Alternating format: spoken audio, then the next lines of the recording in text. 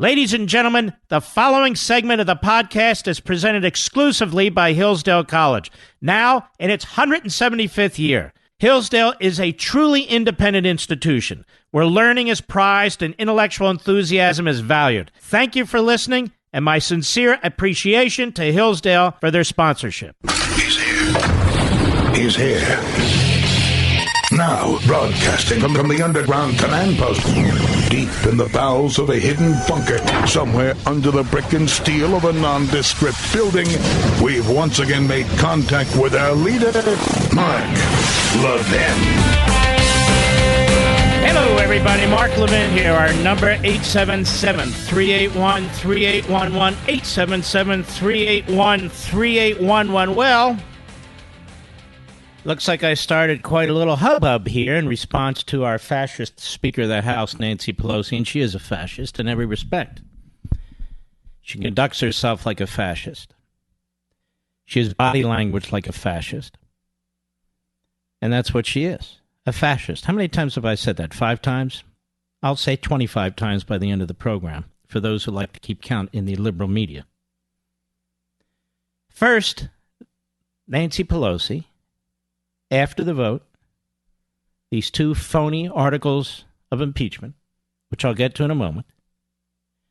After the vote, she just decided, I'm not going to appoint managers to go over to the Senate for the trial because I don't like what I'm hearing over there in the Senate from McConnell and others who've already made up their minds, and Chuck Schumer wants witnesses, and I'm going to try and leverage this to try and get Chuck Schumer witnesses in the Senate and control the Senate trial process. And she got this harebrained idea from a harebrained left-wing old man who is still a Harvard law professor by the name of Lawrence Tribe. He wrote an op-ed suggesting something along these lines. And Nancy Pelosi is anything but an independent thinker. So she and her stupid sidekick, Steny Hoyer, said, hey, why not? And so today, by the way, they took a holiday recess and they won't be back till January 7th. So this is what they've done. Let's listen. Cut 5, go. When we see the process that is set forth in the Senate, then we'll know the number of managers that we may have to go forward and who we would choose. So that's what I said last night. That's what I'm saying now. The precedent for this, and I met with my 6 chairs after some of us were together for a press conference after the votes last night, and we discussed the precedent of it all, and that is in the most recent case. You know, she's very painful to listen to, really, with her spasmodic jaw and her little electronic ends not really synapsing. It's hard to listen to this woman. The Botox floating around like mashed potatoes in her forehead, her lips falling off her face, her teeth coming loose. Oh, Mark, you shouldn't talk to her. Of course I can, and of course I will. These people deserve that and a hell of a lot more. Go ahead. An impeachment, there was a proposal on the floor put together in a bipartisan way. 100 senators voted for the process on how they would go forward on the case of... let's stop there. Why does she care what the Senate voted on? She's the Speaker of the House, and really the Speaker of the Democrats in the House. It's none of her business. The sole power for conducting a trial is in the Senate. So why is she involved in the Senate? Because she's colluding with Schumer and the Democrats, and they think this is clever. This has never been done in American history either.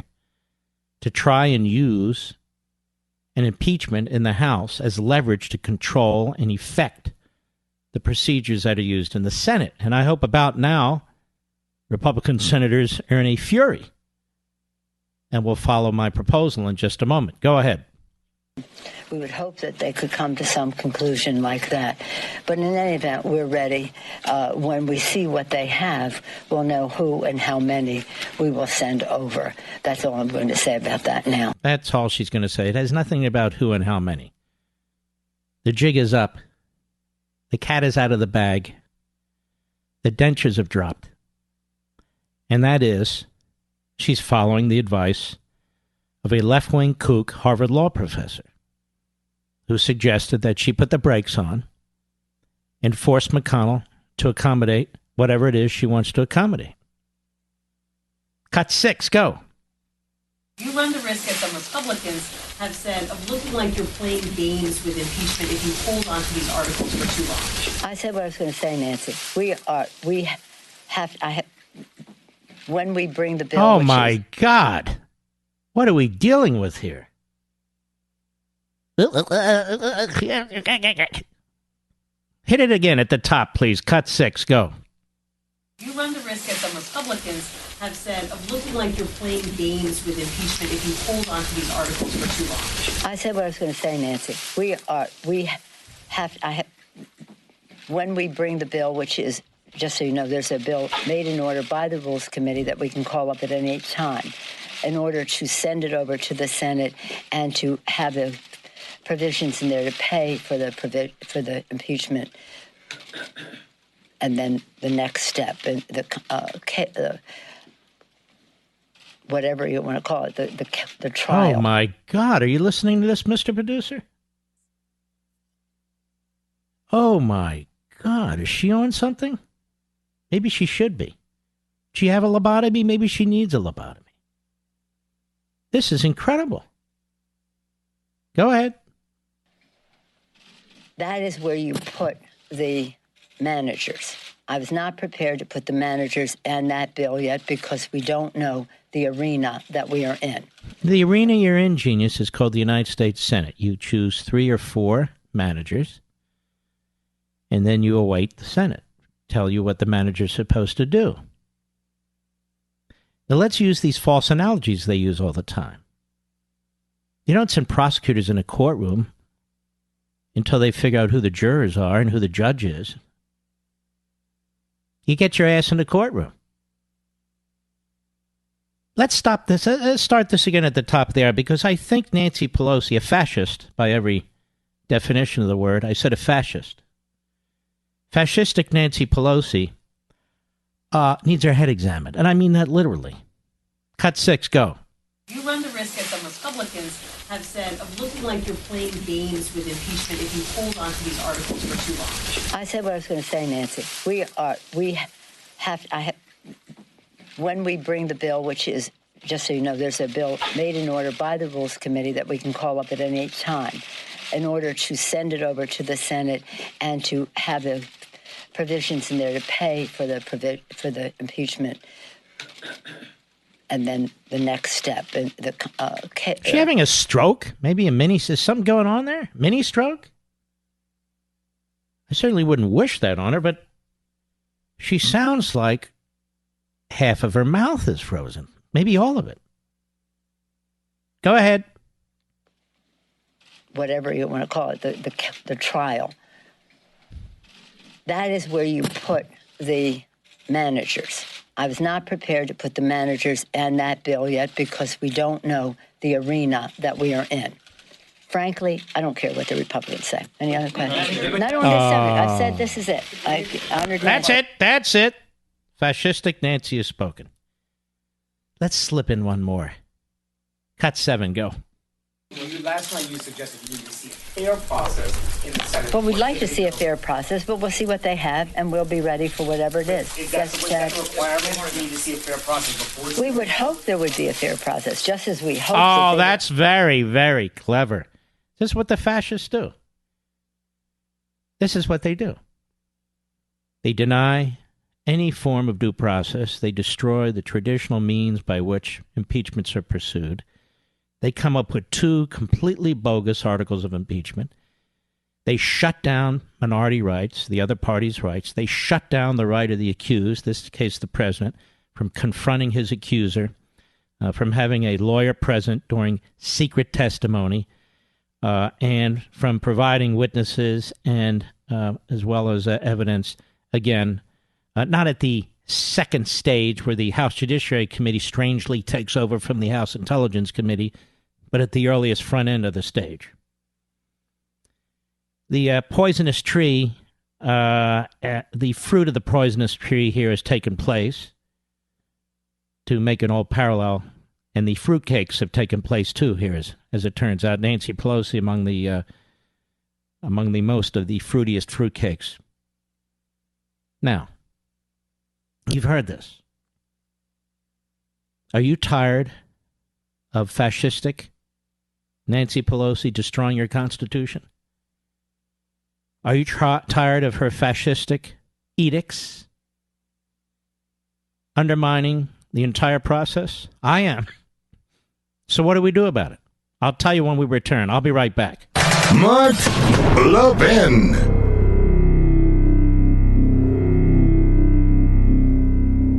As we celebrate the Christmas and holiday season, we often pause to consider our many blessings. Hillsdale College thanks you for loyalty as it celebrates 175 years of blessings. Now, since 1844, Hillsdale has held fast to its mission to provide the kind of education essential to preserving free government. And for decades, the college has extended its educational mission on behalf of liberty through a variety of outreach programs. Perhaps you receive Imprimus for free every month, or have taken one of Hillsdale's excellent free online courses, or have attended one of Hillsdale's free regional events. You know of Hillsdale's refusal to take even 1 penny of government money. Now, this independence allows the college to focus on promoting its core principles: learning, character, faith, and freedom without government interference. So during this season of blessings, Hillsdale thanks you for your partnership in extending its mission to the country. Merry Christmas from Hillsdale College, and to learn more, visit levinforhillsdale.com. That's Levin for Hillsdale.com.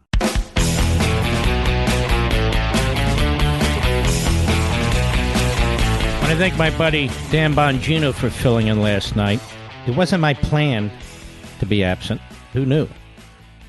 But there was a plan that had been on for some time on our schedule to go to Turning Point USA, their marvelous event there, for which I received a Lifetime Achievement Award. And I want to thank Turning Point USA, Charlie Kirk, and all the folks there. It was a very, very wonderful event. We met wonderful patriots. And this impeachment has really motivated conservatives and many independents, Trump supporters across the board. Motivated them across the board. My problem is it's done great violence to the United States Constitution in every respect. The process used in the Democrat-controlled House of Representatives, what was done to the Republican minority, what was done to the accused President of the United States, the conspiracies behind the scenes and in the shadows between members of the House, including Adam Schiff and his staff, and a phony whistleblower, in order to concoct this entire thing. One day this will all be unraveled and presented to the American people. It'll just be too late. Now, these impeachment articles are not impeachment articles. They're kitchen sink articles. They put 2 names on 2 overarching matters and threw the kitchen sink into both of them. It's so bad, as I explained last week on radio, as I explained on TV on radio, it's so bad that there's not a single president of the United States of any party who could escape impeachment. Let me also underscore and reiterate that Donald Trump has not violated the Constitution in any respect during his entire tenure.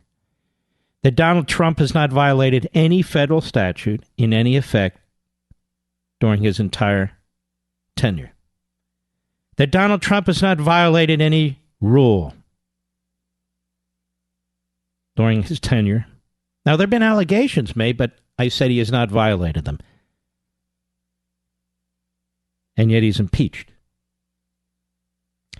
He's not impeached because of the reasons that the framers put the impeachment clause in your Constitution. He's not impeached because of anything he has done as President of the United States or before. He's not impeached because he committed a high crime or misdemeanor, treason or bribery. He did none of that. He's impeached because the Democrat Party and their media reject the 2016 election, are positioning themselves for the 2020 election, and will do anything, including a fraudulent, unconstitutional impeachment, to take out a duly elected president of the United States. They will try to destroy the Electoral College to prevent this from happening again. They have tried to use the Emoluments Clause against this president, who's never violated the Emoluments Clause. They have tried everything to cripple him. They've harassed him and his family with endless subpoenas that have nothing to do with the Article 1 legislative function of the Congress of the United States. Nothing. Schumer and others pressured the appointment of a special counsel in violation of standing Department of Justice regulations. In matters that we knew then, but are now certified by the Inspector General, were flat-out lies. In fact, the commissions of crime, as far as I'm concerned, in contempt of a court,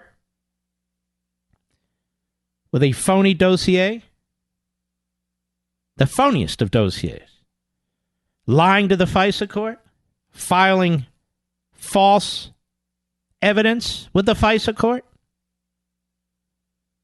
We have never seen anything like this in American history. The attacks on a candidate for president, the attacks on a man who was just elected president during the transition, the attacks on a man who was just sworn in as president of the United States. We have never, ever seen anything like this. This isn't the resistance. These are Marxist buffoons. And if they say, oh, you're very extreme in the language you use, well, who else conducts himself this way? This has been an attempt at an overthrow, or as I've said, a silent coup that has been repeated ad nauseum now, but an attempt at an overthrow in place since before the man was elected and executed since the man has been elected. And when you step back and think about the allegations that he came into office in order to make money, when he gives away his salary and he puts his business on hold and deep freeze for 3 years, well, he probably could have made billions more. That he's dictator-like, he's fascistic-like, he's like Hitler and Stalin. Really? Did he round up Japanese Americans like Franklin Roosevelt did? Did he throw his political opponents in prison like Woodrow Wilson did? Did he unleash the IRS on media outlets with whom he disagreed like JFK, FDR, and LBJ did? Did he put wiretaps on his political opponents the way LBJ and JFK did? And Barack Obama? Who the hell are they talking about? Donald Trump is a victim. He's not a perpetrator. Donald Trump has complied with every federal law, the Constitution, and every court decision. It's not Barack Obama. The victim. The victim is the target. And he continues to be the victim. And so do we, the people. More when I return. You hear me talk about Hillsdale College a lot, about its rigorous classical liberal arts curriculum, about its exceptionally bright and patriotic students. 175 years ago, Hillsdale College was founded with a mission defined by 4 enduring purposes: learning, character, faith, and freedom. While many institutions have lost their way, Hillsdale College maintains an unwavering commitment to learning, character, faith, and freedom. I've also talked about the great Dr. Larry Arnn, the president of Hillsdale College. It's one of the finest Americans I've ever known. And he explains that these 4 purposes, learning, character, faith, and freedom, remain inseparable in the activity of education at Hillsdale College. He says, learning is difficult and takes more than talent. It takes hard work, which requires character. Freedom is essential for learning, but it is fragile and constantly under threat, so its principles must be studied by all for the sake of its defense. At Hillsdale, faith and learning are integrated toward God because He is the first authority. Folks, if you've ever wondered why I love Hillsdale College, now you know. Visit hillsdale.edu. That's hillsdale.edu for more information. Hillsdale College, pursuing truth and defending liberty since 1844. Remember, that's hillsdale.edu, hillsdale.edu. The Mark Levin Show, live and national at 877-381-3811. Donald Trump Jr. will be on the program in the last hour, and he'll be here he'll be on the phone, but it'll be live. So I hope you'll stick with us.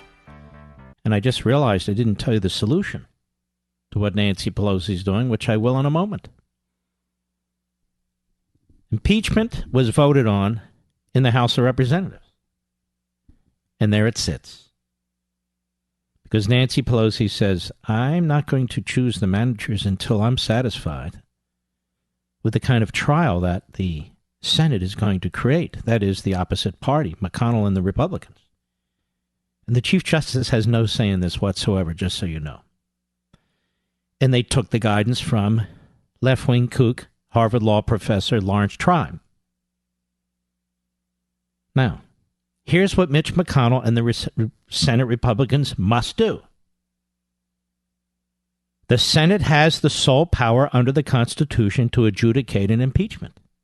Therefore, Pelosi is attempting to obstruct the Senate's power to act on its constitutional authority. McConnell should immediately put an end to this and declare the impeachment null and void as far as the Senate is concerned, because the Speaker has failed to complete the impeachment process by timely sending it to the Senate for adjudication. And in fact, she caused a recess to occur in the House of Representatives without appointing the necessary House managers. So she's abandoned the field. You ever have a contractor comes into your home, does work, makes a mess of things, then you decide, you know what? I'm going to hold them to account, and they abandon the work? You ever have that, Mr. Producer? But it happens. Well, that's Nancy Pelosi. She's abandoned the impeachment process. McConnell has no less authority to unilaterally make such a decision, that this matter is now null and void as far as the Senate's concerned, than Pelosi does to unilaterally withhold the administrative notification of an impeachment to the Senate, whether it's indefinitely or with conditions. Her effort to cripple the presidency and blackmail the Senate must be defeated. And the way you defeat it is reject it. Now, the senators, the Republican senators, must defend their institution. They must not allow the poison that is being spewed from the Democrats in the House, and specifically from Nancy Pelosi, to spill over into their institution. Now, I want to be very, very clear about this, because some of these Republican senators listen to this program. When you look at the Constitution, impeachment and conviction is set up in a very interesting way. The framers looked at Britain, as well as other examples. They were aware of various trials that had taken place in Britain. And they came up with this bifurcated process. So you have the House, which they knew, they created it, simple majority. Members are voted every 2 years. So while it's quote-unquote closest to the people, it also has the greatest potential for abuse, for faction, for hysteria. And so they created a check on the House when it comes to impeachment. It's called the Senate. The Senate is not simply to follow the dictates of the House or assume responsibilities unconstitutionally created by the House. The Senate has an independent responsibility apart from the House. And if the Senate believes, in this case the Republicans, because they control the Senate and they have the sole power when it comes to a trial, that Nancy Pelosi has not effectively completed the work as the Speaker over the decision of the Democrats in the House, in this case, 2 articles of impeachment, the Senate's not required to sit there indefinitely and wait for Nancy Pelosi to pull the trigger, nor is the Senate required to set out rules that satisfy the Speaker of the House. This would be a complete disaster. A complete disaster. So you'd have the Speaker of the House and what is a rather small majority in the House of radical Democrats not only controlling the agenda of the full House, but controlling the process in the Senate. Now, if Republican senators don't understand this, they're a bunch of useless buffoons. If they're not prepared to stand up for the institution, at least stand up for themselves. If they're not prepared to stand up for the President of the United States, at least stand up for themselves. But the Constitution is at stake. So the framers set this process up with a trial requiring a supermajority 2/3 vote to convict and remove a president, a judge, a vice president, so it goes. If Nancy Pelosi is going to withhold the ability or prevent the Senate from taking the next step for a variety of sleazy and unconstitutional reasons, the Senate needs to put an end to it. The Senate should simply say through McConnell, hey, look, we waited 3 weeks, 4 weeks. We waited for your managers. Doesn't matter if you're in recess. You have the power to appoint them, whether you're in recess or not. But in any event, you called the recess before appointing them. We're not going to drag the Senate and drag its members and drag the election and drag the country through this process because you have calculated it's in your best interest as a Democrat and a leftist. This is the Constitution of the United States. We're the United States Senate. We are a separate body. Therefore, we have concluded, the majority, therefore speaking on behalf of the Senate, that what Nancy Pelosi and the House has done is null and void because they have no intention of raising the issue with the Senate, as they must, for the Senate to undertake its constitutional responsibilities. This will put an end. This will put an end to the sort of thing that Nancy Pelosi is doing.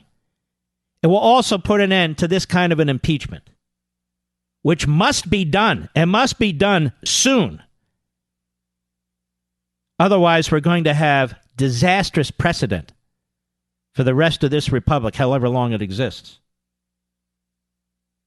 They've destroyed the impeachment process. Do not let them destroy the trial process. She has destroyed the House of Representatives. Do not let them destroy what's left of the United States Senate. You senators, you Republican senators, you don't work for Nancy Pelosi. You're there to faithfully execute the Constitution and to protect and defend it. Unfortunately, the enemy of the Constitution today is the Speaker of the House. The Speaker of the House. It doesn't matter that Schumer wants more witnesses. This is bizarre. First, we're told we have to move quickly, because Trump is a threat to national security. They said this on the floor of the House yesterday. He's a threat to national security. We have to act quickly and remove him. Nadler said it. They also argued we must act fast. We must act immediately. Why? Because Trump might interfere with the 2020 election. Schiff said it. And we were told over and over, there's no need to delay. The facts are overwhelming. There's no defense whatsoever. We don't hear any defense. The facts are overwhelming. Let's move quickly. And today, Pelosi and the Democrats take a recess through Christmas, through New Year's, a week into the new year, till January 7th, and say, you know what? Maybe we're not in such a hurry. Does this not expose them for the 4,000th time as the frauds that they are? And then you have Schumer, who definitely comes off like a complete moron. Schumer, who apparently reports to Nancy Pelosi and the Democrats in the House of Representatives. He's there. I want 4 witnesses. No, he doesn't mention the so-called whistleblower. He doesn't mention Hunter Biden. Doesn't mention any witness who might present actual useful information. But why does he want witnesses that the Democrats in the House wouldn't even go to court to fight over? And what makes him think the President of the United States still wouldn't assert executive privilege, and they still would have to go to court and fight over it? They don't care. You see, the Democrats in the Senate at that point, President's been impeached. What do they care? We cannot allow these people to destroy our constitutional structure. We cannot allow these people to use their connivances to do what they're doing. And the framers put the Senate in place to fix this. And luckily, we have a small majority in the United States Senate who can fix this. Now, I would strongly urge them to act now and to announce in unity that since Nancy Pelosi did not appoint managers to execute the impeachment articles that she caused to be voted on, when she caused them to be voted, the time that she caused them to be voted on, and now has withheld them from the United States Senate in order to conduct a ploy to threaten and blackmail the United States Senate, the United States Senate should say, the Republicans, in a unified voice, we hold what Nancy Pelosi is doing as destructive of the entire process. We cannot be blackmailed and held hostage to Pelosi and her appointment of managers, which is a ministerial task, but she doesn't want to do it, unless she can control or influence our process, and we are independent from the House. Therefore, we, the majority in the Senate, on behalf of the entire United States Senate, hold the matter null and void. No trial, no Chief Justice, no witnesses, no nothing. Null and void. And you lay it at Nancy Pelosi's feet. That's the answer. That's the fix. But will the Republicans in the Senate have the guts to do it? Why shouldn't they? Better to listen to me than Nancy Pelosi. I'll be right back. Mark Levin.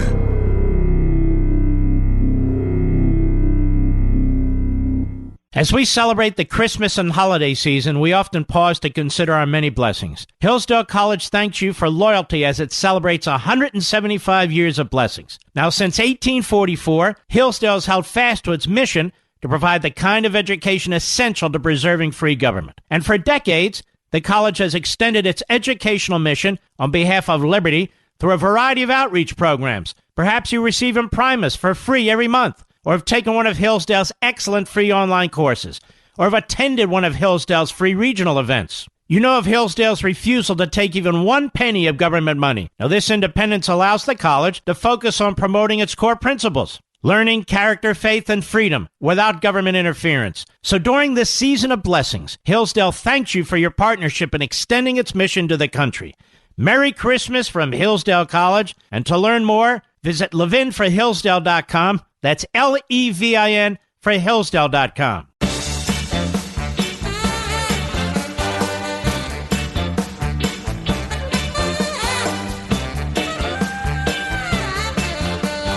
Well, fascistic Nancy, I think for the last several months, has taken us through her mental nervous breakdown. I think that's what's going on here. Her ramblings and mumblings and fumblings that I played for you earlier.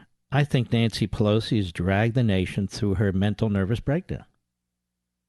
And it's not over yet. Some say, well, now that we have the impeachment, she's waiting for more stuff to put in there. Now, ladies and gentlemen, last time I checked, this country doesn't belong to fascistic Nancy Pelosi. It belongs to the American people. Last time I checked, there's more than one branch of government and more than one person who populates these other branches of government. Did anybody here outside of San Francisco vote Nancy Pelosi for anything? So she is the least democratic figure in this entire thing. She represents what? A certain percentage of 850,000 people who live in her district? Maybe it's 1 million, whatever it is. Big deal. Big deal. And yet look what fascistic Nancy is trying to do. But she doesn't get to do it. Now, are these Republican senators going to pull together and take care of business or not? Nancy, we're not going to sit here and wait for you. Now, we're supposed to wait through New Year's into the next year because you're having some kind of a mental nervous breakdown and you're burping out orders left and right? We're the Senate. We like to call ourselves the most deliberative body. I like to call themselves the most profligate body, but that's a whole other issue, which I will get to later in the program. But this must be crushed. This must be defeated for the sake of the country and the sake of the Constitution. And it's interesting, my man Brian over there at Right Scoop, he points out that even one of the professors who testified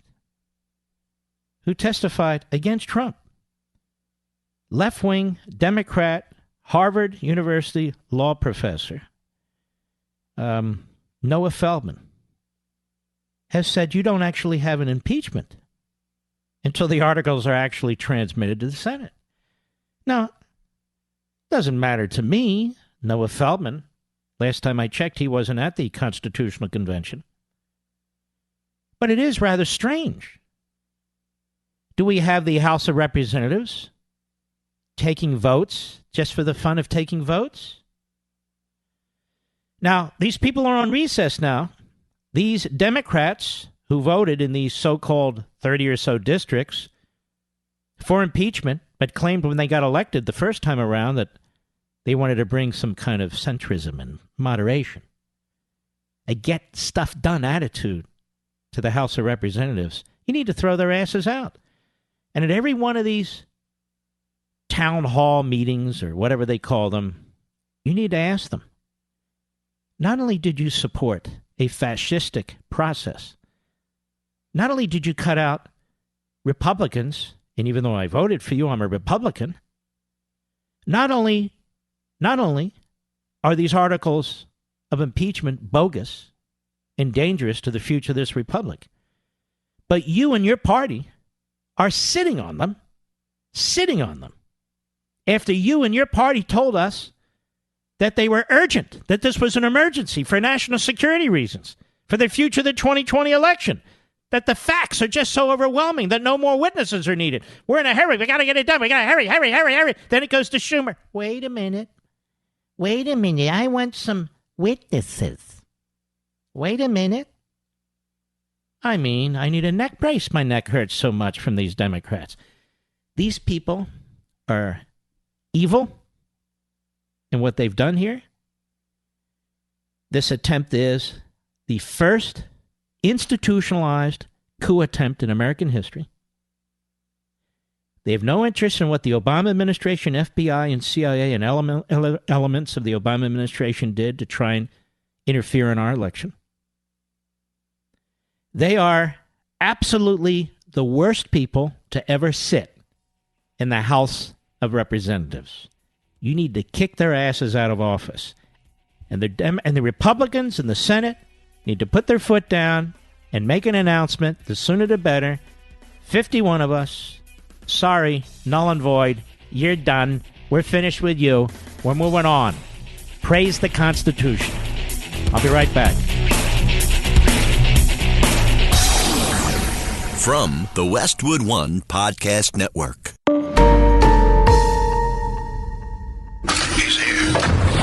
He's here. Now, broadcasting from the underground command post, deep in the bowels of a hidden bunker, somewhere under the brick and steel of a nondescript building, we've once again made contact with our leader, Mark Levin. Hello, America. Mark Levin here. Our number, 877-381-3811. 877-381-3811. What a bunch of suckers these Democrats in the House of Representatives are. To follow Nancy Pelosi, who clearly is having a mental nervous breakdown of sorts, but is definitely fascistic. What a bunch of suckers, these so-called moderates, who have been now totally and completely revealed. Now they're caught in quicksand. Nancy Pelosi doesn't care about these so-called moderates. She could care less. This whole game that's been going on, this fan dance with Nancy Pelosi, I know it's an ugly thought, but nonetheless. This fan dance with Nancy Pelosi early on, where she was trying to hold back the radicals. She's so smart. She's a brilliant tactician. Hold back the radicals. She is a radical. You forget what city she comes from? You forget her background with Phil Burton, radical left-wing kook out of California? Not holding back the radicals. She is a radical. She's every bit the radical of Ayah. She just pretends better. Now, more on the fascistic Nancy Pelosi. That's got to be 20 times, right, mister? I'm counting it up from Mediaite, so they can just put it up there, and they're not very good at math over there. Did you see they had a big story on the 75 top media figures of the year? What was I, number 40-something? They had a big party. Saw some of my friends there with all these radical left-wing kooks. And there was Dan Abrams. Dan and his hair were there. Who owns the site? He started the site. Some of my best buddies. With some of the really lowest of the low. It's amazing how Washington and New York work in the end. Wouldn't catch me dead at that party, that's for sure. Plus, why am I number 40-something? Got to be in the top 10, Mr. Producer. Nonetheless, look at this story. At American Greatness by Deborah Hine. Nancy Pelosi muzzles Republicans who want to speak out against impeachment by canceling special order speeches. Now, the real Mussolini's coming out in Nancy Pelosi. The real Fidel Castro's coming out in Nancy Pelosi. And not a burp from the phony media troubled by any of this. They don't have a problem with it at all. None of this. House Speaker Nancy Pelosi is effectively muzzling Republican members of Congress from speaking out against the Democrats' impeachment sham in special order speeches on the House floor. And what is being called an unprecedented move, Pelosi on Monday canceled the end-of-day special order speeches on the floor of the House for the entire week. Under the current rules, members are allowed 5-minute speeches in the morning.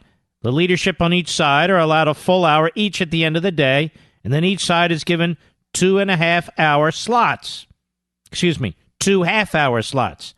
No floor speeches are allowed past 10 p.m., even if everyone has not had a chance to speak. In January, the House passed a rule that allows members only one special order speaking slot per week. So you can see fascistic Nancy. This is what these people resort to over time. Less and less freedom, less and less speech, less and less opportunity. The claws get more and more iron-like and tighter, and the grip gets tighter. Pelosi not only shut down end-of-the-day special order speeches on Thursday, that's today, she also canceled the 5-minute speaking slots in the morning, tomorrow, effectively barring the minority from speaking out against the biased and unfair impeachment process after the vote. Representative Louis Gohmert, who had been scheduled to speak during the leadership hour on Thursday, told American Greatness that he had intended to talk about how the House Judiciary Committee had violated the rules in the rush to impeach President Trump. According to the rules, the minority is supposed to be allowed to have their own witness hearing before an impeachment vote.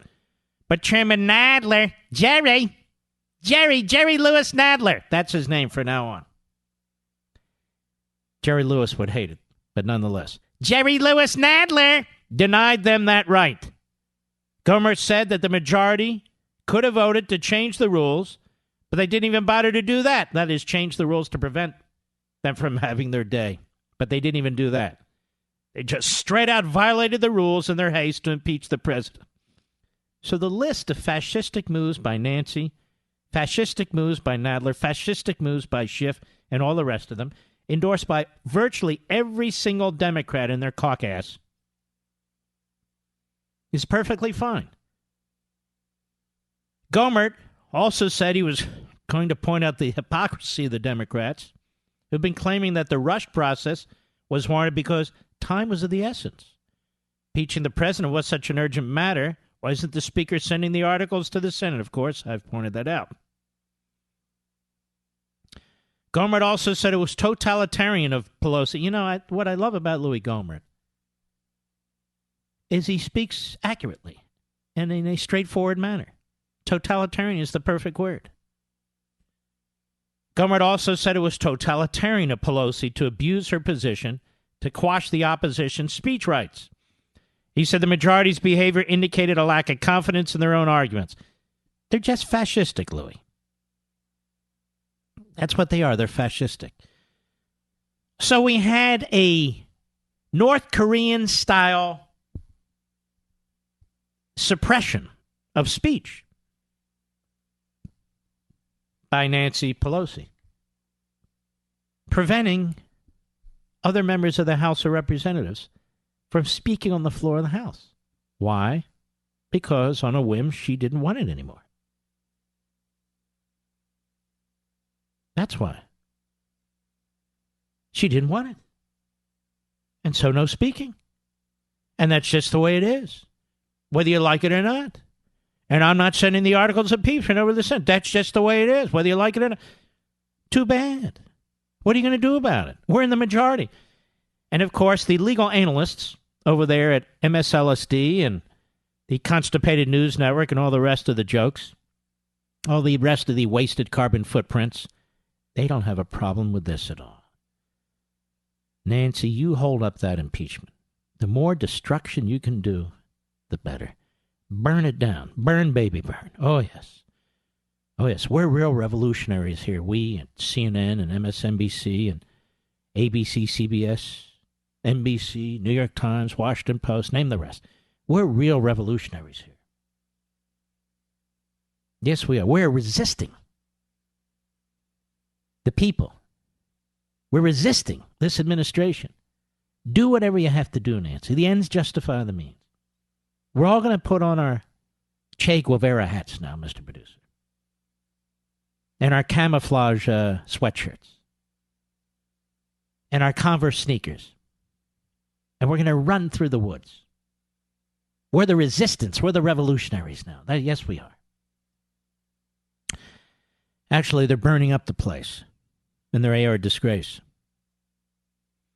I see here over at Powerline blog, they have an idea that I think I mentioned, a month ago, Mr. Producer? And by the way, I'm glad they're mentioning it. That's not my point. That this impeachment is an invitation to a motion to dismiss. There's no question about that, but it's worse now. It's beyond that now. The solution to what's taking place is the Levin solution, which is the Republicans unified to a man, to a woman, to a transitioner in the United States Senate, making clear that this matter is now behind them. It's null and void. Nancy Pelosi failed to send managers. The Senate's not required to wait around. Can't wait interminably. And it's done. And then she'll hurry up to send managers over, but it'll be too late. The courtroom doors, a.k.a. the Senate doors, are now closed. We've already made our decision. It's over. Wouldn't that be magnificent? Now, this Professor Noah Feldman of the famous Noah Feldman family, I don't know who the hell this guy is. Anyway, at Harvard Law School, he's one of the pukes who testified. So I pointed out last hour, he's made the statement that the managers aren't appointed and it's not sent to the Senate, then the president's not really impeached. Now, there's nothing that says that. It's a rational response, however. And there's nothing wrong with the president saying that. You know what? This isn't like a meeting of the Democrat National Committee being held in the House of Representatives and they all vote for my impeachment. There are actually steps you have to take, things you have to do. And Nancy didn't do them. Wouldn't it be great? Wouldn't it be magnificent if you woke up tomorrow morning? Well, that would be magnificent in and of itself. But wouldn't it be great if the morning comes and you hear that McConnell and the Republicans have held that the impeachment's dead, that Nancy Pelosi failed to follow through on the constitutional requirements, that the United States Senate is not holding a trial because it can't hold a trial. The United States Senate cannot keep its schedule open indefinitely, and because they took a recess and they show they really are not serious about this in any constitutional way, or they have passed articles that they really don't want to be tested in the Senate, that we hold it null and void. You don't even need a trial. We hold it null and void. And I would say McConnell doesn't even need to have a vote in the Senate, let alone in his caucus, any more than Nancy Pelosi needed to have a vote for this delay. And the President of the United States announces that he wasn't impeached. That Pelosi is bogus, that the process is bogus, that the Senate process was destroyed, and therefore would be bogus if they went for it. It's over. That's the Levin solution, and it's a damn good solution. I'll be right back. Mark Levin.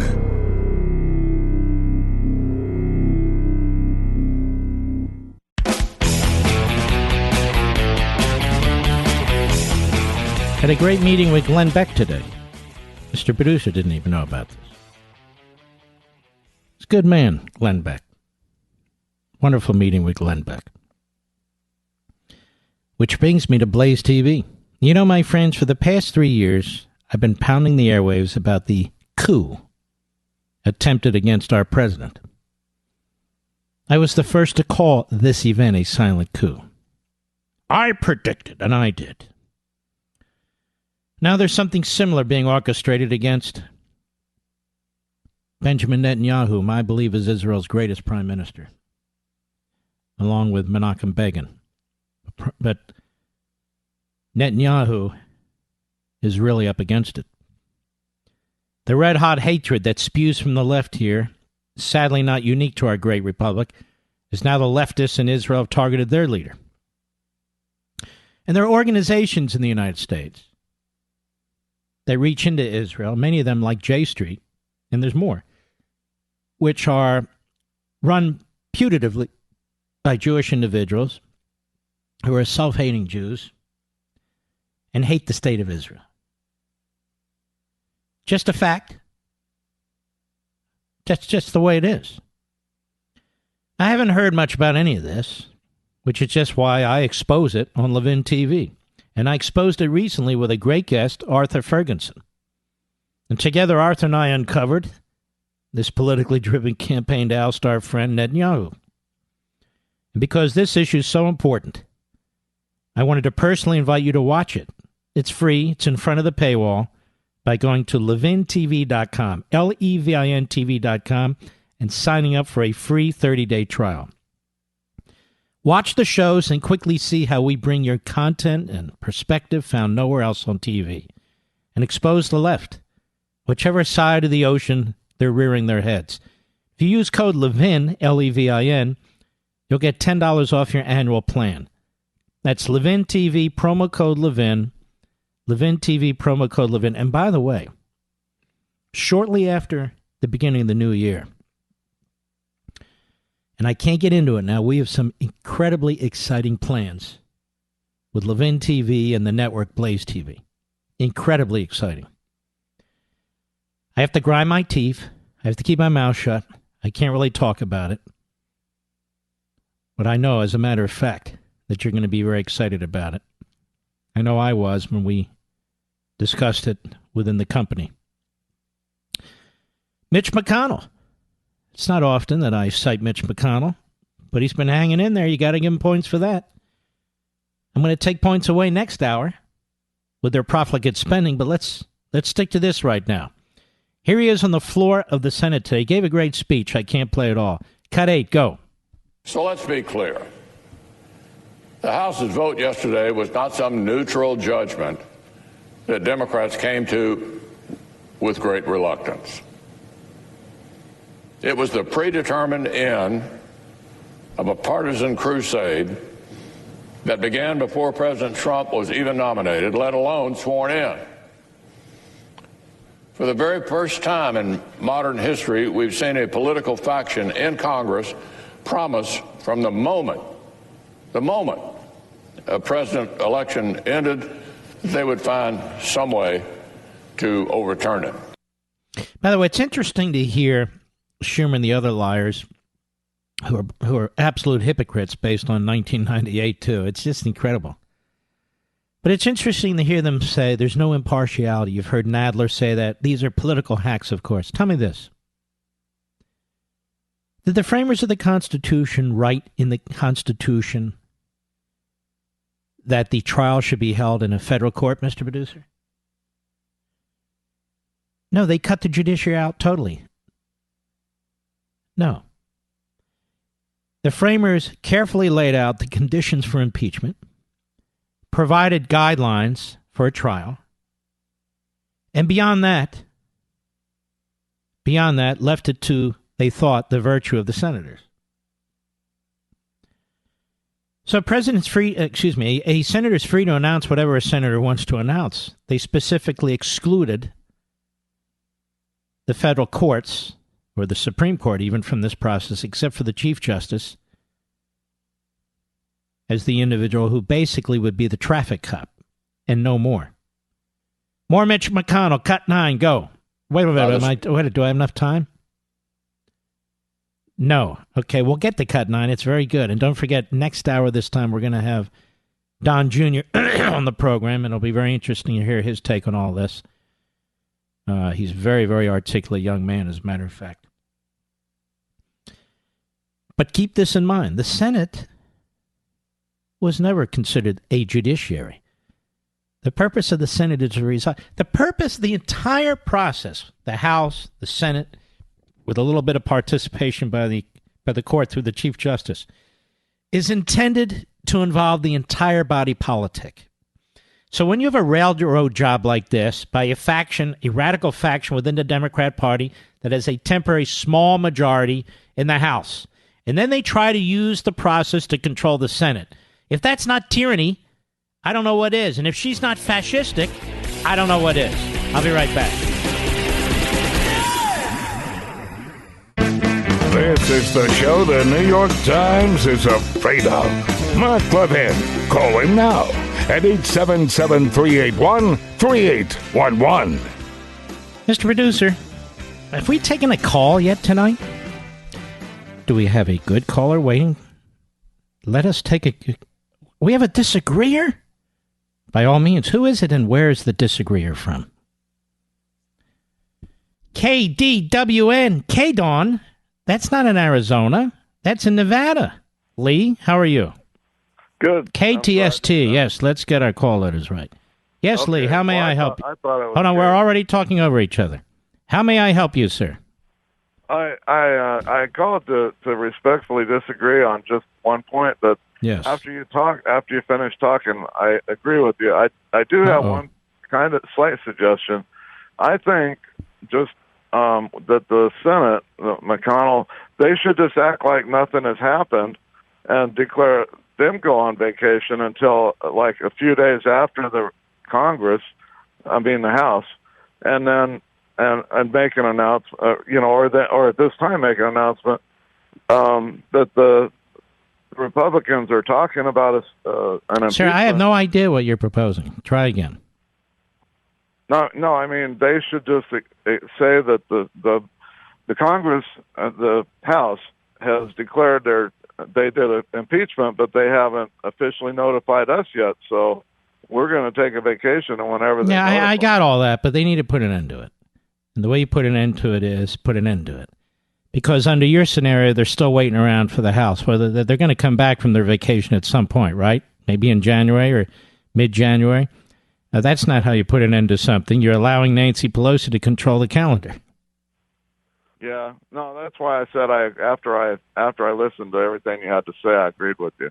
This has to come to an end. She doesn't want it to come to an end. Yeah, it has to come to an end. And what are these guys in the Senate going to do? Sit around and wait for Nancy Pelosi to blow whistles? It's ridiculous. Yeah, you're right. Exactly. That's right. I just am afraid that the Democrats, if that happens, the Democrats will say, "Oh, they didn't give us a chance." Who cares? The facts, look, you can't worry about what they're going to say. The facts spell out that she had every chance in the world. She's the one that controls the calendar, both on the floor of the House and their vacation calendar, and she's made it abundantly clear in her repulsive voice, which is that she is not going to send managers and so forth over until she knows what the trial's going to look like. What she means there is not that at all. What she means is she wants some control over it, or she wants some new evidence, or she wants more witnesses. She's constantly undermining the Constitution. You cannot allow a reprobate like this to control the process. All right, my friend, we're in agreement. See that? Yeah.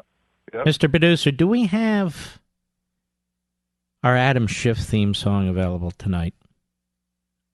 You know, the season's almost here, ladies and gentlemen. Oh, there it is.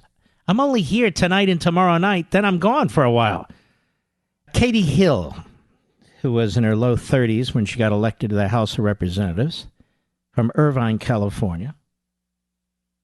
And when you're elected to the House, you should conduct yourself with some level of class and respect. Was busy having lots and lots of sex with lots and lots of different people. Sometimes 3 people or 2 people at the same time. Now, call me an old fuddy-duddy, if you will.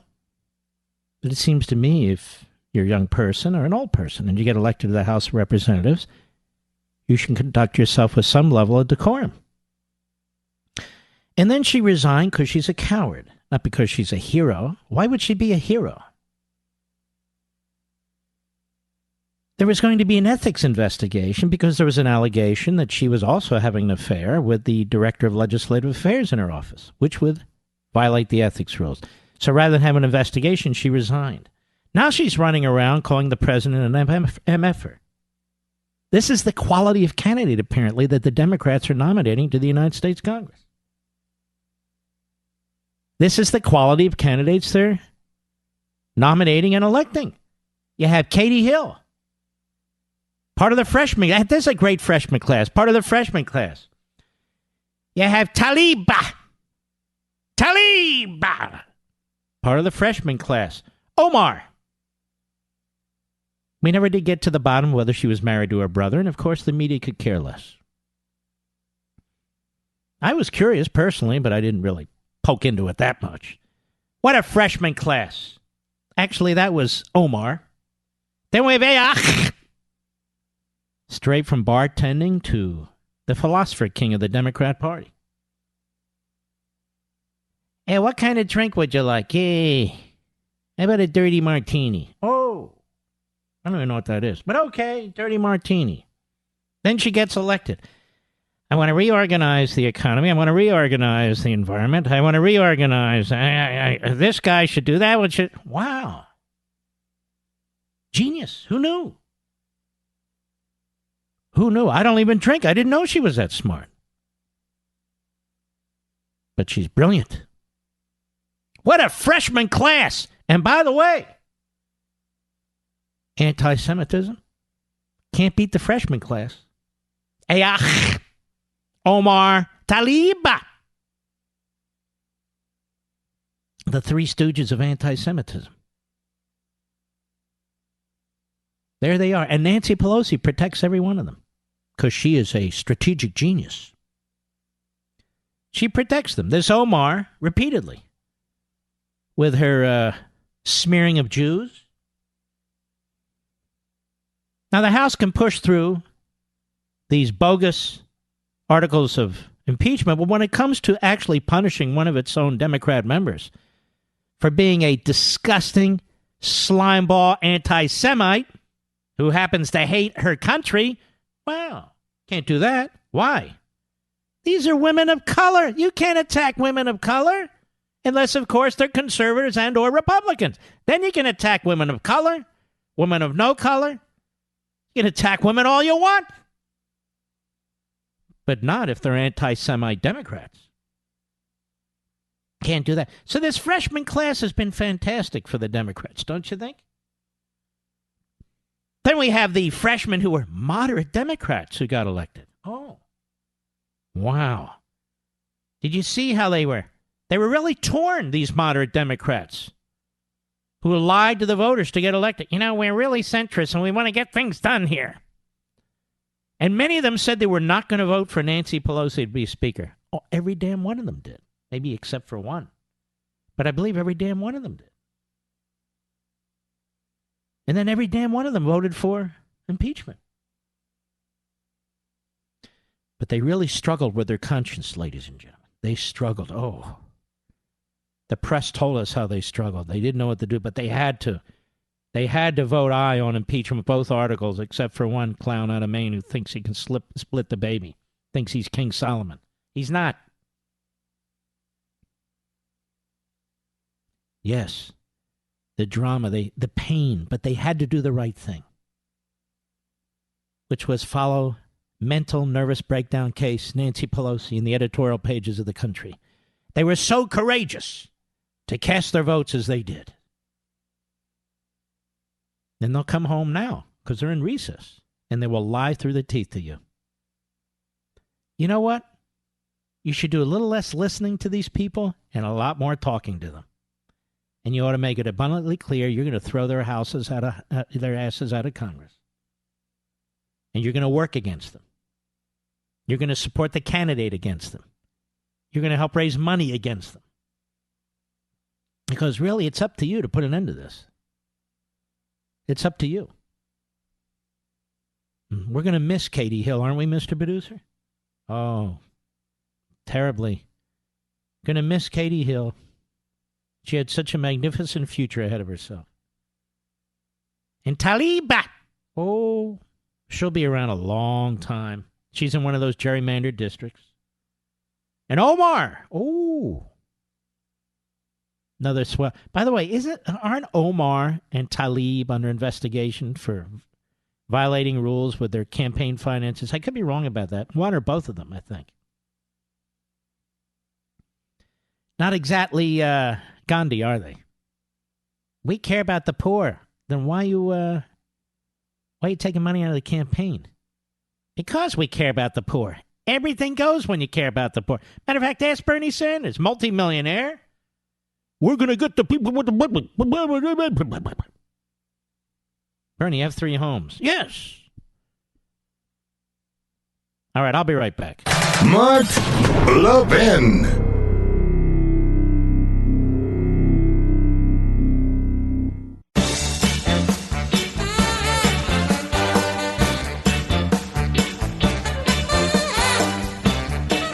Wow. As we celebrate the Christmas and holiday season, we often pause to consider our many blessings. Hillsdale College is one of them. Hillsdale College thanks you for your loyalty as it celebrates 175 years of blessings. Since 1844, Hillsdale has held fast to its mission to provide the kind of education essential to preserving free government. And for decades, the college has extended its educational mission on behalf of liberty through a variety of outreach programs. Perhaps you receive Imprimus for free every month, or have taken one of Hillsdale's excellent free online courses, or have attended one of Hillsdale's free regional events. Now, you know of Hillsdale's refusal to take even 1 penny of government money. This independence allows the college to focus on promoting its core purposes: learning, character, faith, and freedom, without government interference. At no time in our nation's history has there ever been a greater need for the kind of classical liberal arts education that Hillsdale offers on its campus and nationwide. So during this season of blessings, Hillsdale thanks you for your partnership in extending its mission to the country. Merry Christmas from Hillsdale College, and you can learn more and check out their magnificent website at levinforhillsdale.com. That's Levin for Hillsdale.com, levinforhillsdale.com. Now, while you're checking out the Hillsdale website, may I suggest have a tasty morsel of meat, Mr. Producer, from Omaha Steaks. This season, Omaha Steaks is sharing an amazing limited-time offer with my listeners, and there's still time to place your order for the holidays. What am I talking about? Go to omahasteaks.com and enter code LEVIN, Levin, in the search bar to order the favorite gift package, the gift all of your friends and family will love, only $69.99. Order now and you'll get this: 4, count them, 4 6-ounce bacon-wrapped filet mignons, the most tender steak in the world. 4 savory premium pork chops. 4 Obama steaks. Every time. Omaha Steaks burgers. 4 perfectly brown potatoes au gratin. 4 made from scratch caramel. You say caramel, I say caramel. Apple tartlets. But they taste great, whatever you call them. An Omaha Steaks signature seasoning packet. Plus, only for you, my listeners, a free 6-piece cutlery set and cutting board. All this delicious food makes my mouth water. Plus, the free cutlery set that you'll enjoy for years to come, only $69.99. Omaha Steaks are the most tender, the most flavorful, and you can only get steaks of this quality from Omaha Steaks, Omaha's original butcher. Again, order now, and you can get the favorite gift package, plus the free 6-piece cutlery set and cutting board, only $69.99. Just go to omahasteaks.com, type in Levin in the search bar. Don't wait. If you want to take advantage of this offer and get your gift before the holidays, and get it there before the holidays, you want to do it before it's too late.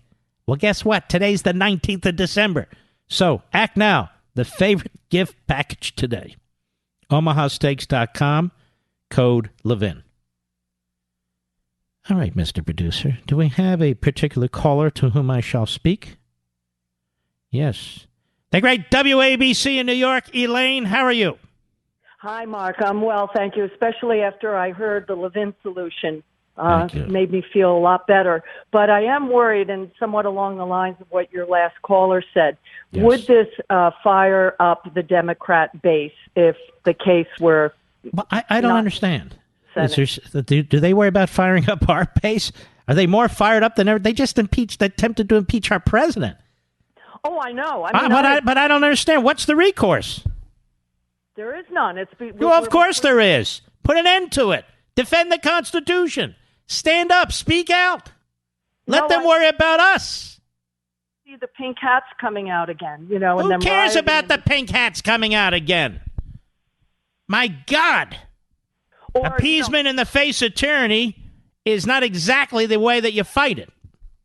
No, I understand that. No, in all seriousness, would it rebound against... I don't know. Those pink hats, they frighten me. Don't they frighten you, Mr. Producer? See the people moving with the pink hats. I'll tell you.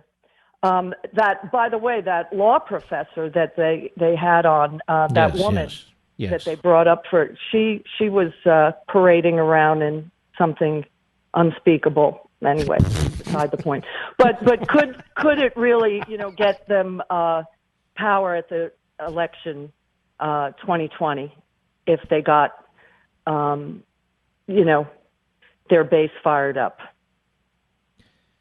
My dear friend, maybe you haven't noticed lately, but their base is fired up. Maybe you haven't noticed lately, our base is fired up. We need to defend the Constitution. We need to put down this leftist, Marxist revolution, and we need to do what's right.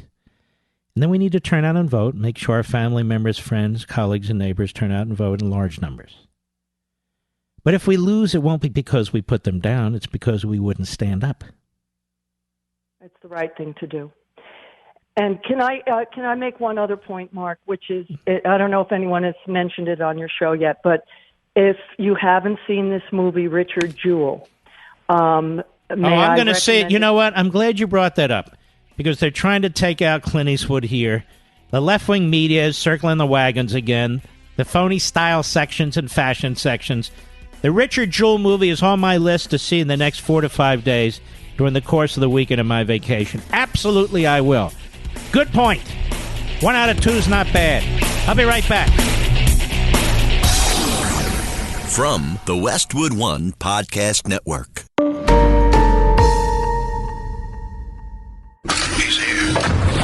He's here.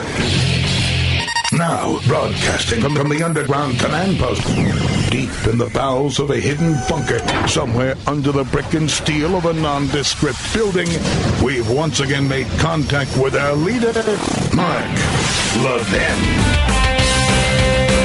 Hello, everybody. Mark Levin here. Our number, 877-381-3811. 877-381-3811. Ayach slams Tulsi Gabbard over Tulsi Gabbard's vote, which was present. You know what, Ayach? We old-timers have a saying in old Philadelphia. You know what it is, Mr. Producer? Ayach can stick it. We don't really care what Ayach has to say. This isn't CNN or MSLSD. We don't care. She's a moron. She's a clown. She's a buffoon. And let me move on. Over at Right Scoop, my buddy Brian tipped me off here that they just had a big vote in the United States Senate. They approved the House $1.4 trillion spending bill by 81-11. Now, they have these different omnibus bills that are coming through. And so the Senate approved it. They call it the National Security Spending Package, which also happens to include DHS through the end of fiscal year. So what they do, they use the word defense or the words national security. They slap them on a bill. And then you figure, and they figure, they can't be accused of being against defense, or they figure they can vote for it because it has those words on it. It's utterly and completely irresponsible. They dump all kinds of crap in these bills. 81-11. Only 4 Republicans voted against it. 4. Braun of Indiana, Hawley of Missouri, Cruz of Texas, Lee of Utah. That's it! Rand Paul may have still been on a plane for all I know from the Turning Point event. But that was the vote. 4, Lee, Hawley, Cruz, Braun. Where were all the rest of them? Now, you see, what happens is, this is the game the left wins all the time. The left, the rhinos, the bureaucrats. They go right up to the deadline. They go right up to the deadline, and so there's a threat of a government shutdown, so they get the support of the Wall Street Journal editorial page and all the rest of them. Kind of a shutdown. I mean, after all, Nancy Pelosi, and then, well, there's Nancy Pelosi. 4 Republican senators. They can't call themselves fiscal conservatives anymore. They used to, like I said, they used to say, look, I'm not a social conservative, and I'm not a defense, I'm not a hawk, but on the other hand, I am a fiscal conservative. They can't even say that. And just because you're not a radical, Marxist, leftist, doesn't mean how you're voting and what you believe in is good. Is good. I am telling you that the debt is so massive and getting so much more massive and totally out of control. The fact that virtually every radio talk show in this country ignores it. The fact that nearly every television host, conservative, ignores it is appalling to me. I expect the left and the Democrats to ignore it. Hey, impeachment, impeachment, impeachment, impeachment. While they slide these things through. But this is a war on your children. Now, there were 8 who didn't vote because they weren't available. Rand Paul, as I pointed out, I believe was still traveling. Cory Booker. But this guy's running for president of the United States. Does anybody know he's running for president? He's running because he says, we need more diversity. We didn't need more diversity. We're looking to vote for somebody who'd be the best president of the United States. And you ain't it. Richard Burr of North Carolina. Why? He's asleep. Kamala Harris of California. No excuse. She's not running for president anymore. Isaacson of Georgia. I understand he's very ill. Klobuchar of Minnesota. What's her deal? Well, I'm running for president and beating the hell out of my staff. Sanders, Bernie Sanders. Bernie the Red. And Elizabeth Warren. Now, in all fairness to Elizabeth Warren, Bernie Sanders, Klobuchar, Kamala Harris, and Booker, They weren't needed because the Republicans voted for this massive debt, this massive spending like we've never seen in the history of this country.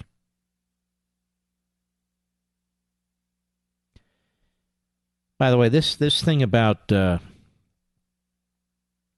would say, you really shouldn't get into this. This Congressman Dingell, and then his wife took his slot when he passed away. And John Dingell was the longest-serving member of the House of Representatives, I believe, in history.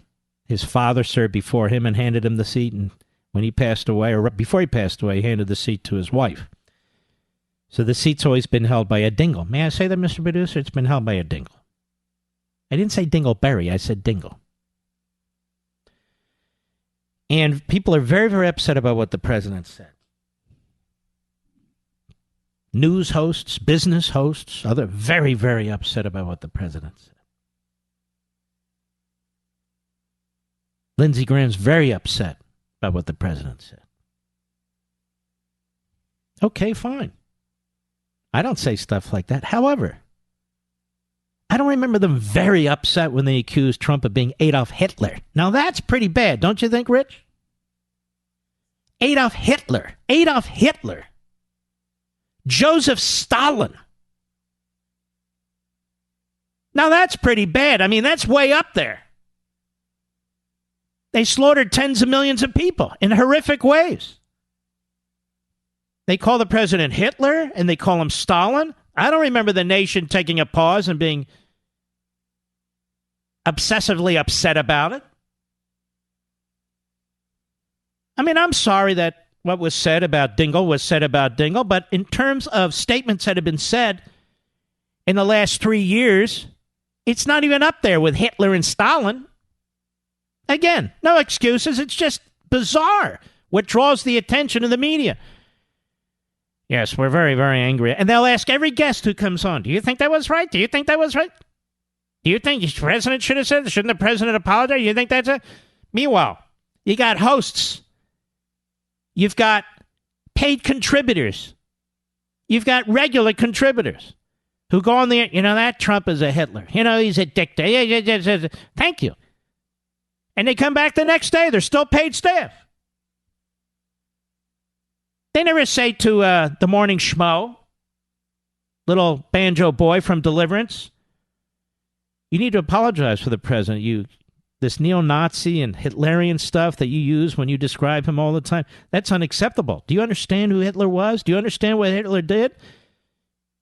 You know what the Holocaust is? No. No, he's back the next day with that big bulbous nose of his dripping into his mouth. Says the same thing. And then the same people who talk like this, when it comes to, I cannot believe he said that. Well, you called him Hitler. Listen, I cannot believe he said that. He's the president. President doesn't talk like that. Well, Lyndon Johnson talked, hey, don't give me this whataboutism stuff. I don't want to know about history. I don't want to know about before. We're dealing with this, the here and now. And by the way, yes? Well, what? No deflection. Don't talk about anyone. Just him, Trump. I just wish he would stop tweeting. I bet they do. I just wish he'd stop the rallies. I bet they do. I just wish. Stop wishing.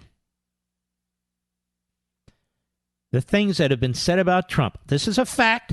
It's not an excuse. It's not a diversion. The things that have been said about Donald Trump are much worse than anything Donald Trump has said about anybody. Don't you think I'm right about that, Rich? Richie V, don't you think I'm right about that? They agree with me. And by the way, they don't get fired if they don't agree with me. Doesn't work that way. We have a breaking story here. The New York Slimes. Durham, remember him, the U.S. Attorney in Connecticut? He's scrutinizing ex-CIA director's role in Russian interference. Oh, listen to that. This is for Chuck Todd. Hey, Chuck, pay attention. I'm educating you. The federal prosecutor scrutinizing the Russian investigation has begun examining the role of the former CIA director John O'Brennan and how the intelligence community assessed Russia's 2016 election interference, according to 3 people briefed on the inquiry. There's your New York Times. 3 people briefed on the inquiry. Anyway, John H. Durham, the U.S. attorney leading the investigation, has requested Mr. Brennan's emails. Oh, my God. Call logs and other documents from the CIA, according to a person briefed on his inquiry. He wants to learn what Mr. Brennan told other officials, including the former FBI Director James B. Comey, about his and the CIA's views of a notorious dossier of assertions about Russia and Trump associates. Mr. Durham's pursuit of Mr. Brennan's records is certain to add to accusation. Listen to this. Here's the Holocaust-denying New York Times. Certain to add to accusations that Mr. Trump is using the Justice Department to go after his perceived enemy. I don't think Mr. Durham is taking orders from the president, but if the New York Times has evidence of that, by all means, tell us, present it to us. Bunch of jackasses. Let's go on. The president. So here Brennan is looking into, here Durham is looking into Brennan, and they're attacking Trump. They're sick. Sick. President has long attacked Mr. Brennan as part of his narrative about a so-called deep state cabal of Obama. I had to laugh. Of Obama administration officials who tried to sabotage his campaign. And Mr. Trump has held out Mr. Durham's investigation as a potential avenue for proving his claims. Now, we're 3 paragraphs into this, and the longest paragraph, the third one, is to create a sinister inference about the president, who has nothing to do with this. He's the victim. Mr. Durham is also examining whether Mr. Brennan privately contradicted his public comments, including May 2017 testimony to Congress about both the dossier and about any debate among the intelligence agencies over their conclusions on Russia's interference, the people said. The people said could be 2 of Brennan's lawyers. But Durham will know how to track this down. There's only so many people who know this. The people familiar with Mr. Durham's inquiry stressed that it was continuing and it was not clear what crimes, if any, he had uncovered. Representatives for Mr. Brennan and the Justice Department declined to comment. Well, somebody's leaking. Defenders of Mr. Brennan. Why is this in a news story? Who cares about defenders of Mr. Brennan? Mr. Brennan is now officially under criminal investigation. Hello, ding dong.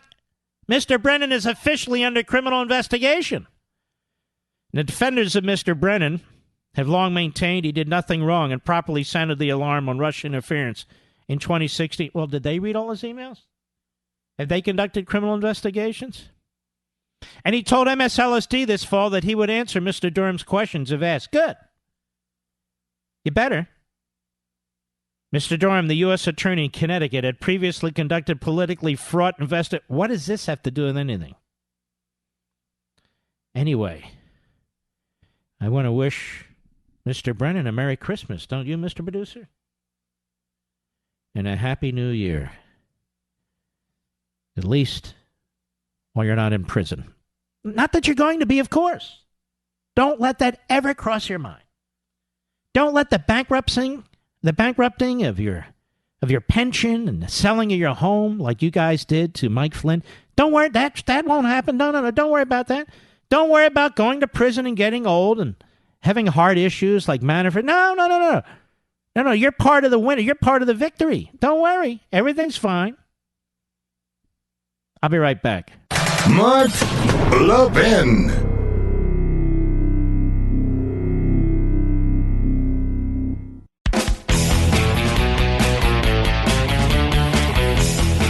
By the way, a great one-on-one guest for the full hour on Life, Liberty, and Levin this Sunday. It'll be the last live Life, Liberty, and Levin for 2 weeks. This Sunday will be Ken Starr, one-on-one with moi, and it'll be absolutely fabulous. Former independent counsel, former federal judge, former solicitor of the United States. Ken Starr. And by the way, during the break, he was absolutely hilarious. He was singing show tunes to me. And my wife and my mother-in-law. And to the whole crew. Show tunes, Mr. Producer. He started dancing. He's a very happy man. He's a very content man, and he's a lot of fun to be around, and I've known him a very, very long time. So Ken Starr will be my special guest. I hope you'll watch this Sunday. Sunday. Remember that electronics guy? What was his name? Remember that guy shaking his... Crazy Eddie. Sunday. Nobody knows what the hell I'm talking about. Okay, anyway. 8 p.m. Eastern. 5 p.m. Pacific. Life, Liberty, and Levin this Sunday on Fox. Don't miss it, please. I know you're going to love it. And it's followed by Steve Hilton, who's a very good guy, and his ratings have jumped since I moved to 8 p.m., and he's been moved to 9 p.m., I'm told, Mr. Producer. So I always try and help the team. You know that? I always try to help the team, particularly the team that's good. Good members. So, ladies and gentlemen, only 1 week left for the Chamonix Christmas and holiday sale. Time is running out on Chamonix's best promotion of the year. Imagine the double chin and turkey neck gone with the famous Genucel breakthrough jawline treatment with MDL technology. From now until Christmas, get the classic Genucel for eye bags and puffiness. Absolutely free. Plus, Genucel's immediate effects for results in 12 hours. That is amazing. Look 10, 15, even 20 years younger right before your eyes. Guaranteed or 100% of your money back. Call 800-SKIN-604 or go to Genucel XV, anti-wrinkle treatment, and will be upgraded to priority shipping for free. Order now and get surprise luxury stocking stuffer just in time for Christmas. You got to hurry. Order now, 800-SKIN-604, 800-SKIN-604. Or Genucel.com. That's Genucel.com. 800-SKIN-604. Haven't the media been great all through the Trump presidency, and particularly here during the impeachment period? Always giving us the facts in the news. I gave you a perfect example just a few minutes ago with the New York Slimes piece on John Brennan, that he's under criminal investigation, that his official emails and texts have now been sought by U.S. Attorney Durham. And right all, the third paragraph, and then throughout, the New York Times trashes the President of the United States. It's amazing, isn't it? This is why the New York Times had to be saved, a bailout by a billionaire from Mexico. Who the hell else would want to buy it? Seriously. You might buy it. Hey, I like the crosswords. I like the crossword puzzles. Well, find them somewhere else, for God's sakes. I'll be right back. Nobody says it better than Mark Levin. I'll go with what Mark Levin said, because nobody could say it better. Call in now at 877-381-3811. Well, we're close. Donald Trump Jr., how are you, sir? I'm doing well, my friend. How are you? I'm doing great. And, you and I really hit it off when I interviewed you, don't you think? You know what? I really enjoyed it. It was great to be able to have the time to actually sort of, get through the points, right? I'm so good, I'm used to doing it on Twitter where everything's 240 characters or less, and you have to sort of blow up the world with that. It's great to be able to spell out the thought, Well, it's good to have you back. You're a fantastic book, Triggered. Great Christmas gift. It's done absolutely stupendously. But I want to talk to you. About this impeachment. I imagine it's been on your mind a little bit. And now we have Nancy Pelosi. Is she like the biggest screwball of all? Here she has her impeachment. It's bogus. The counts are bogus. And what does she do? She pulls another Pelosi. So she decides they're going to sit on it until she can blackmail the United States Senate and the Republicans to do what she wants them to do. What do you make of that?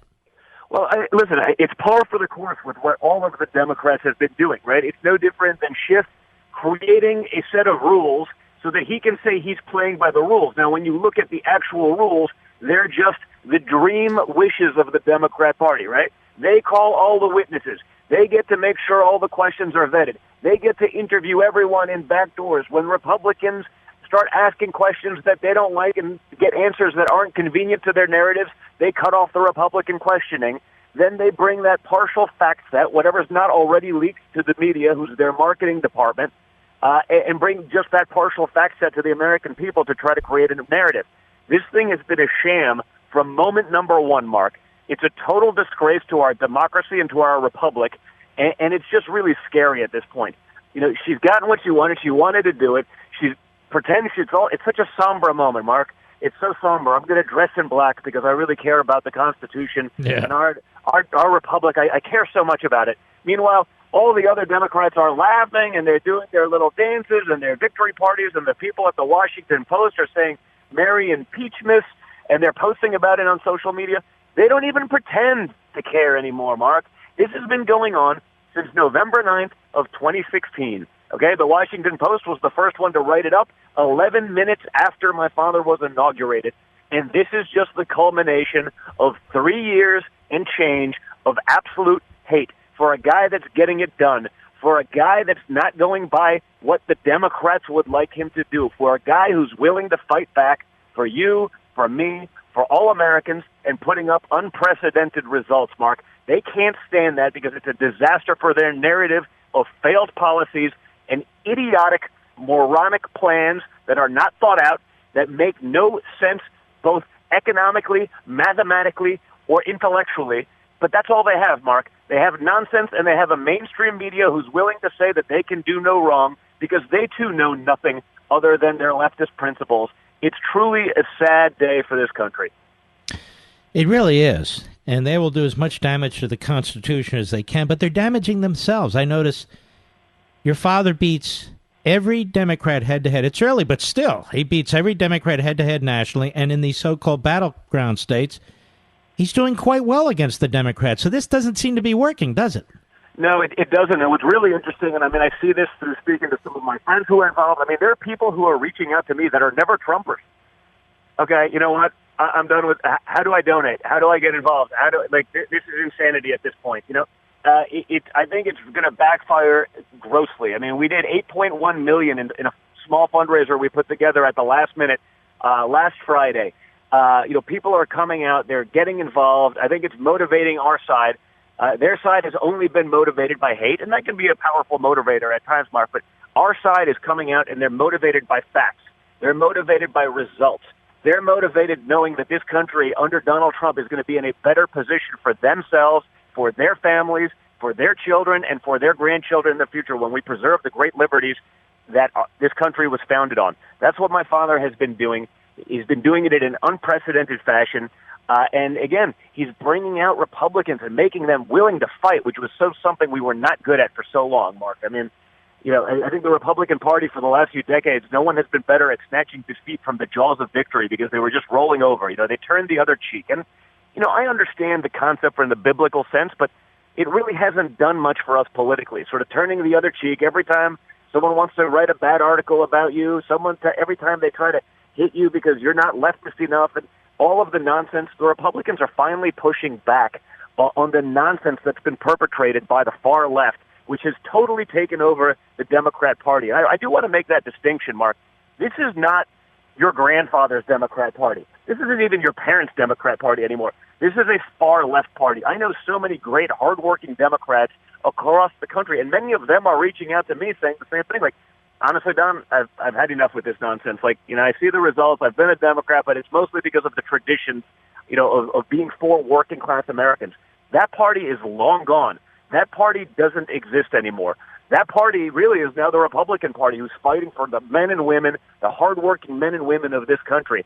And it's an amazing metamorphosis. It's great to see it happen. And I think 2020 is going to be a landslide for us.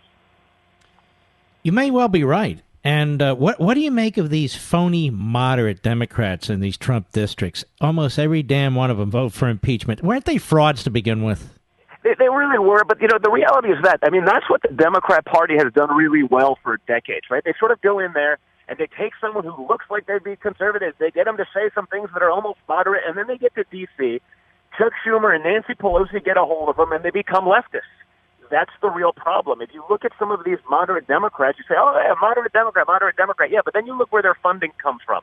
Okay, it's coming from the Hollywood liberals. It's coming from New York City. It's not coming from people in their districts. I put out a tweet yesterday. It was like something like half of those people, over 60 to 70% of their money was coming from way outside of their district and, frankly, way outside of their states. So, it's all a marketing scam with the Democrats. That's really what it is. They've been very good at doing that. They get someone that looks the part and they act moderate and they pretend they're moderate, but then you look at their actual voting record, you're just like, I don't know, doesn't seem so moderate to me. It's the Connor Lambs in Pennsylvania. It's those kind of guys. Wow, on paper, he really seems like he'd be a moderate. You're not moderates. They vote 97% of the time with the Democrat Party. They get indoctrinated by Chuck and Nancy. They're afraid to have an opinion beyond that because you've seen the left eat their own as of late. If you take a little bit and you diverge from the talking points, it's over if you're on their side. And so, they're not really moderates. They're just pretend moderates, and the media will make them seem like they're moderates. And I think now that people are getting involved in this process, now that people are educating themselves, they're seeing it, and now because the Republican Party is finally pushing back and saying the truth and what needs to be said, it's out there. People get it. They see it, and they realize there's nothing moderate about the Democrat Party anymore. They are leftists, they are socialists, they are extremists, and it was a big foundation of what I wrote about in my book, Triggered, because, again, I've experienced communism. My mother escaped from communism. I grew up there. I spent my summers in communist Czechoslovakia as a child. I can assure you there is a reason why the boats only go one way, to America, Mark. Okay, it's not because those values, those principles, and that socioeconomic platform has worked anywhere. It has failed every time, and now the mainstream left has incorporated that to be a main talking point. It's no longer a fringe element. It's literally the way they want to go, and that is scary for our country, Mark. Don Jr., the New York Times has a breaking story tonight that U.S. Attorney Durham is scrutinizing ex-CIA Director Brennan's role in the Russian interference findings, to the point, they report, that he is securing Brennan's emails, call logs, other documents from the CIA. That sounds pretty serious to me, doesn't it to you? It does, and it's about time. Okay, imagine conservatives at the top of these institutions were doing the things that they've done. I mean, and that's the big farce, right? You saw I.G. Horowitz, the report. The media is running, well, there's no bias. And it's like, well, I don't. That's not what I got from the testimony. What I got from the testimony, and what was never made clear to the American people, was that he said, well, there was no bias at the start of the investigation, literally because no one actually used the word bias. I go, wait a minute. So you mean all of the actions, all of the things that they said, because they didn't say there was explicit bias, even though any reasonable thinking sentient being would realize that it was full of bias, just because they said it, that was the reason, and there was a very low bar to start an investigation. So fine, I'll give them that. That wasn't explained to the American people in the media. They just run around, oh yeah, no bias, there's nothing to see here, let's move on, let's pretend this didn't happen.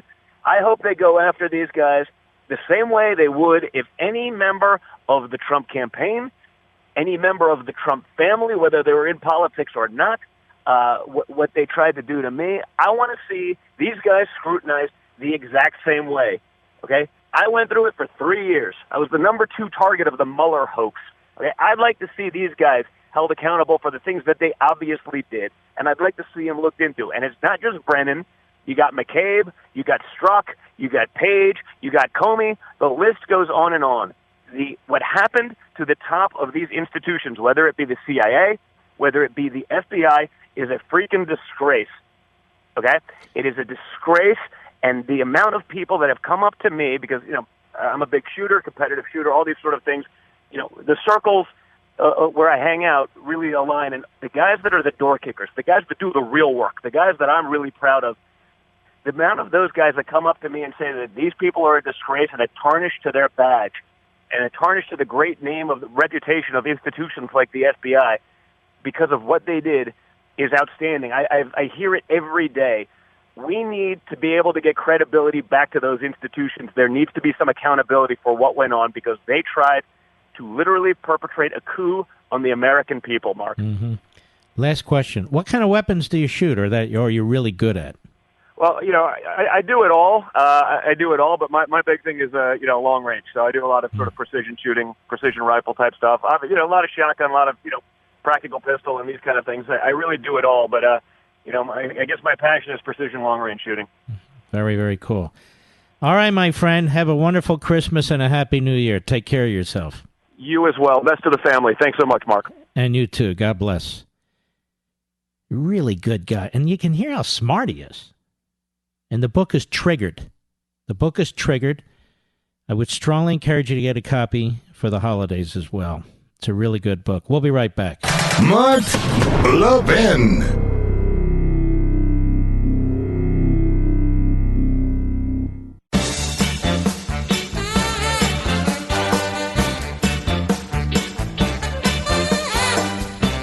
By the way, the Eagles are playing the Cowboys. Did you know that this weekend? It's true. All right. Back to business. Although I've made the point repeatedly, haven't I, Mr. Producer? One of these days I'm going to do a sports show. I just don't want to do it with Stephen A. Stephen A. will gobble me up. Not because he's stronger. He just knows this stuff. He's smarter than I am. At least on this. I got to go up against Max, what's his ass? What's his name? Kellerman. Yes. Stories like these are further evidence of how Optima tax relief solves tough IRS problems. Eric fell 5 years behind with the IRS. Then boom, they froze his bank account and demanded money he didn't have. He called Optima tax relief. Optima took control, got his bank account released, and set him up with a plan that was hundreds of dollars a month less than the IRS initially sought. Problem solved. That's how Optima has resolved over $1 billion in tax debt for hardworking Americans. Optima steps between you and the IRS to help stop aggressive collection actions, protect your assets, and get your life back. Call for your free consultation. Ask if you qualify for the Fresh Start Initiative. Because if you do, you could save thousands and get out from under your IRS nightmare. Call 800-499-6300. 800-499-6300. 800-499-6300. Mr. Producer, to whom shall I speak? Sarah in New York, the great WABC. Go. Hi. Thank you for taking my call. I'd like to know if there's anything we can read on the procedural requirements for proceeding with an impeachment, because I've heard some say that the Senate cannot proceed until the House refers the articles, and I've heard others say that the Senate can decide to review the charges and either dismiss them or even acquit the president on the evidence that the House collected. Nobody knows, because nobody has been so arrogant and evil as Nancy Pelosi, no speaker, to pull what she pulled. So, to me, either is logical, so everybody's trying to show how smart they are. What I'm saying is the Senate should just say, okay, you haven't sent us the articles. We can't hold a trial. This is null and void, and we're not messing around with this anymore. Yes, get rid of it. Right. See? Okay. And that's the answer. Just get rid of it. She doesn't want to send it to you. Why hold a trial? Get rid of it. Even if, let's just play it out. Again, this isn't in the Constitution, but let's say they hold a trial without Nancy Pelosi sending the managers. You think that's going to solve anything? Oh, we didn't get our managers. There aren't any managers. There's the managers, and we'll hear this for 3 months. Just kill it. This is unconstitutional in every respect, from the way they investigated all the way through to the actual articles. And now this. This is damaging our constitutional system. It will empower the left, because the Republicans will never do it, in the House. They have a small majority in the House to bring down the government. Put an end to it. Well, may I just say that my Christmas present to myself is being able to ask a constitutional law question of a constitutional scholar. Aren't you kind? Very much. Well, don't hang up. We're going to send you a signed copy of Unfreedom of the Press. Thank you very, very much. Very kind of you. And by the way, today's Thursday. Friday's my last day until next year. There's going to be a point at which you can't order things at the last minute, even with Amazon. So I want to strongly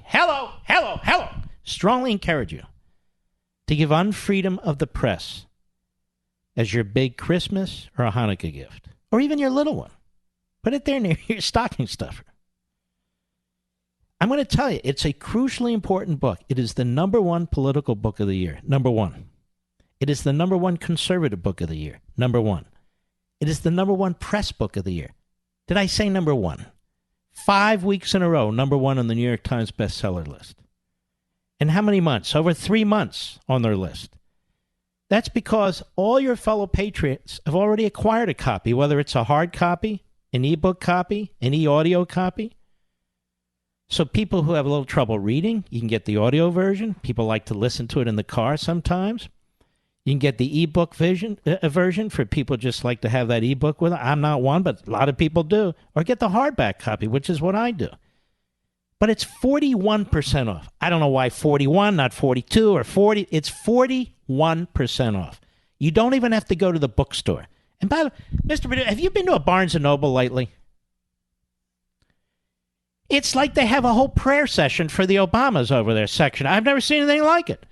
Stack after stack of Michelle Obama. Soft cover, hard cover, different books, different covers.